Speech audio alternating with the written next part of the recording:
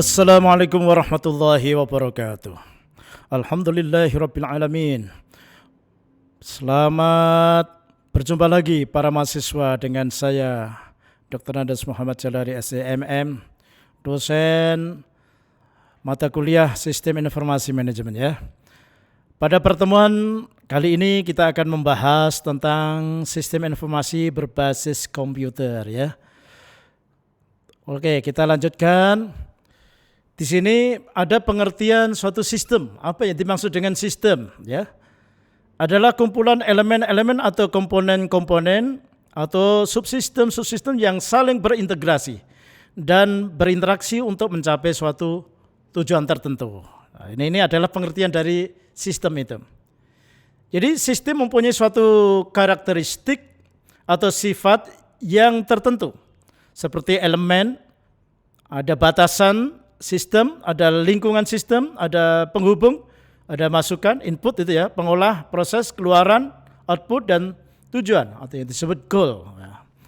Anda lihat ini adalah susunan sistem dari elemen, komponen menuju ke subsistem, subsistem menuju kepada sistem, dan yang paling besar sendiri adalah suprasistem, gitu ya. Jadi di sini diperjelas lagi dalam gambar, yaitu ya di sini dalam gambar ini panah saling berintegrasi gitu ya. Sistem itu kerjanya adalah saling berintegrasi, tidak hanya saling berpengaruh, tapi saling berhubungan gitu. Ini cara kerja sistem gitu.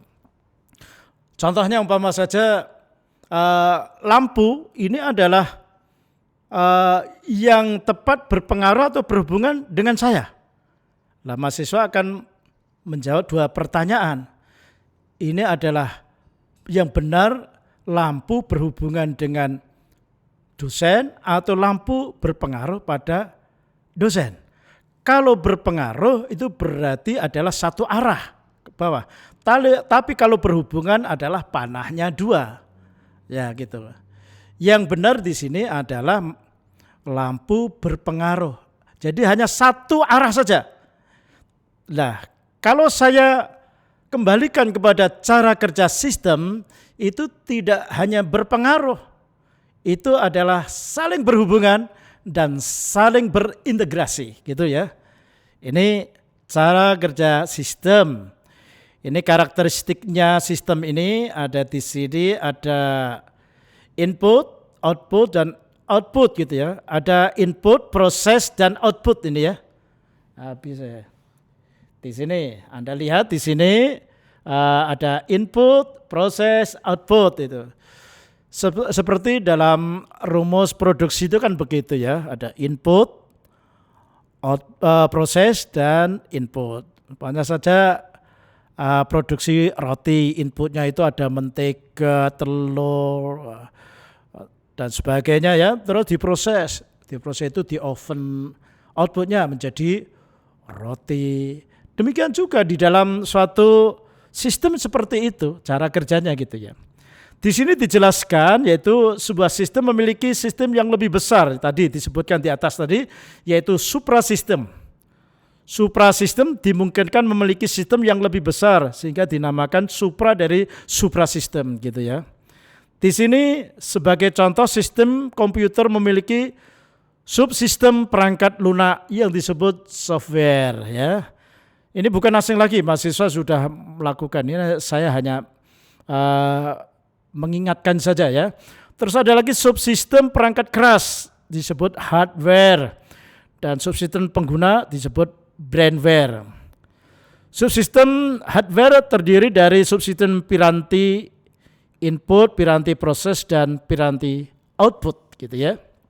Jadi sekali lagi mahasiswa, sebagus apapun yaitu alat digital, komputer yang paling canggih, tapi kalau tidak ditunjang dengan brandware yang bagus, maka tidak ada manfaatnya, ya kan? Tidak ada manfaatnya. Jadi walaupun toh komputer itu yang paling canggih, tapi tidak ditunjang dengan pengguna, yaitu brandware-nya itu, ya akhirnya itu hal yang mustahil ya. Terus yang selanjutnya di sini ada gambar transformasi elemen sistem ini ya. Elemen sistem itu cara kerjanya di sini ada input, terus ada transformasi sistem, baru ada output. Nah ini ada feedback, ya ada feedbacknya. Ini pengendalian ya. Ini tujuan dari dari transformasi ini adalah suatu pengendalian ini. Ini ada contoh implementasi karakteristik sistem. Ini contoh aplikasinya adalah, contohnya ini ya, contoh aplikasinya sistem komputerisasi pada sebuah perusahaan. Ini tujuannya adalah mengurangi tugas yang dilakukan oleh manusia. Batasannya adalah aplikasi pada inventory dan akuntansi. Terus kontrolnya adalah CPU, inputnya adalah masukan. Prosesnya adalah memproses semua data dan masukan. Outputnya adalah printer atau file, umpan baliknya adalah perbaikan program pembaruan data. Kalau seandainya mahasiswa tak suruh umpama saja sekarang aplikasinya diganti, yaitu komputerisasi sistem perpustakaan di STI Surakarta. Ya, apa tujuannya? Nanti yang berubah yang mana kira-kira? Yang berubah contohnya adalah ini akuntansi ya dirubah, umpama saja apa yang ada di di perpustakaan, katalog lah katakan di situ dan sebagainya ya. Oke, itu adalah satu contoh yaitu implementasi karakteristik sistem. Jadi pengelolaan perpustakaan pun sekarang juga tidak lepas dari sistem informasi itu sendiri gitu. Jadi mahasiswa yang kebetulan kemarin sudah menyelesaikan studinya dan menyerahkan skripsi atau artikel itu sudah disimpan di sana, ya kan? Dan bisa dilihat oleh orang lain. Nah itu namanya tidak lepas pengelolaan manajemen perpustakaan, yaitu tidak lepas dari sistem informasi. Oke para mahasiswa, sekarang kita lanjutkan yaitu sistem berbasis komputer. Ini komponen sistem berbasis komputer terdiri dari satu orang, yaitu sumber daya manusia itu sendiri, ya kan? Jadi tadi kami sebutkan sebagus apapun yaitu software dan hardware, tapi kalau tidak ditunjang dengan brandware, dengan SDM yang mumpuni, maka tidak ada manfaatnya alat yang canggih tadi. Terus ada lagi perangkat keras, hardware, ada perangkat lunak, software, terus ada lagi basis data atau database, ada prosedur, ada dokumen. Ini adalah komponen sistem yang berbasis komputer. Sekarang kita lanjutkan apa yang dimaksud dengan sistem informasi. Di sini data yang telah diolah menjadi bentuk yang berarti bagi penerimanya dan bermanfaat dalam mengambil keputusan saat ini atau mendatang. Dasar dari informasi adalah data. Jadi ya outputnya atau sumbernya ya dari data itu sendiri. Ini adalah informasi. Kalau digabungkan dengan pengertian sistem informasi, itu adalah suatu sistem di dalam suatu organisasi yang mempertemukan kebutuhan pengolahan transaksi harian, terus mendukung operasi bersifat manajerial dan kegiatan strategis dari suatu organisasi yang menyediakan pihak luar tertentu dengan laporan-laporan yang diperlukan. Nah inilah. Jadi sistem informasi itu adalah manfaatnya tidak hanya di lingkungan organisasi, tapi di luar organisasi pun juga banyak manfaatnya. Mahasiswa sendiri ingin mengetahui keberadaan dari STI Surakarta, kan tidak mungkin langsung datang ke sini. Tapi dengan web, ya kan, dengan profil dari STIE, dengan video profil dan sebagainya. Oh gitu, baru lihat, baru datang ke sini. Ini suatu contoh bahwa sistem informasi itu adalah juga bermanfaat bagi orang di luar dari organisasi atau perusahaan itu sendiri.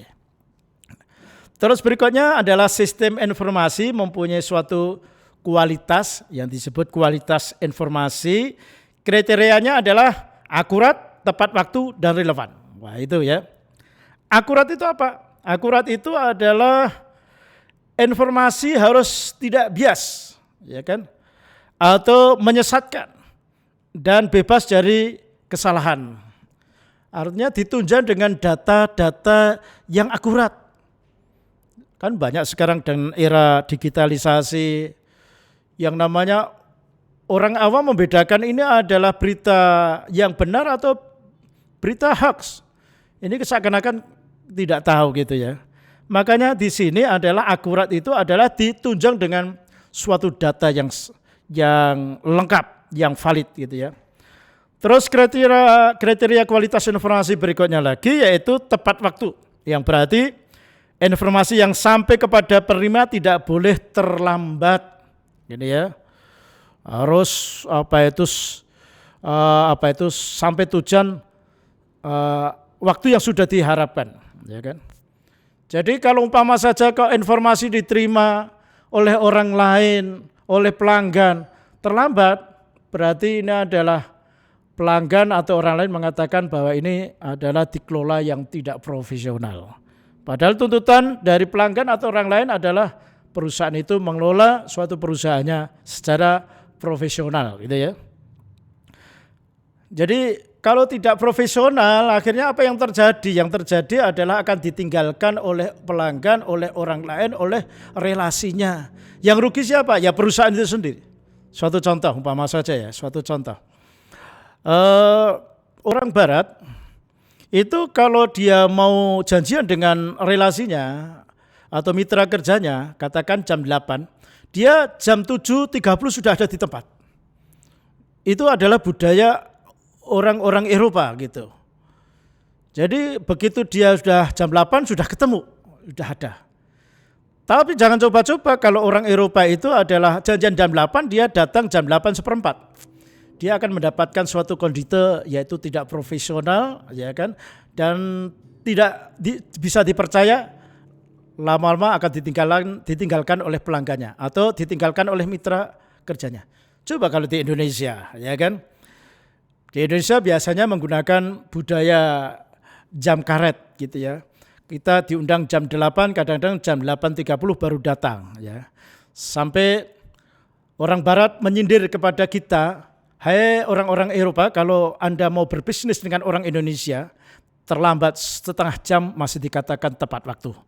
Kalau terlambat 1 jam, itu adalah terlambat yang masih biasa-biasa saja. Sampai orang Barat, orang Eropa itu mengatakan begini, kalau Anda berbisnis dengan orang Indonesia, kebetulan maaf, orang Indonesia yang mayoritas beragama Islam ini baru menepati satu waktu, yaitu ketika berbuka puasa. Jadi pada waktu adzan maghrib tidak ada satupun yang terlambat, langsung dia tepat waktu. Tapi yang lain kok belum bisa, ya, melaksanakan. Ini adalah merupakan suatu tantangan, terutama bagi Muslim, karena di dalam Quran ada Allah bersumpah tentang waktu supaya kita ini menepati waktu. Wal asri, wal duha, wal lail, wal syamsi, dan lain sebagainya. Nah ini jangan sampai kita dikritik, tapi kritikan itu perlu juga kita renungkan bahwa kita itu punya punya kebiasaan atau culture yaitu menunda waktu. Oke, berikutnya adalah relevan, yang berarti informasi harus mempunyai manfaat bagi pihak yang menerimanya. Jadi yang dibutuhkan tentang laporan keuangan dikupas sampai tuntas. Itu namanya relevan, gitu ya. Jangan sampai berita atau informasi yang tidak ada relevansinya disampaikan, disisipkan di situ, lah itulah namanya tidak relevan. Oke, ini adalah kriteria kualitas informasi.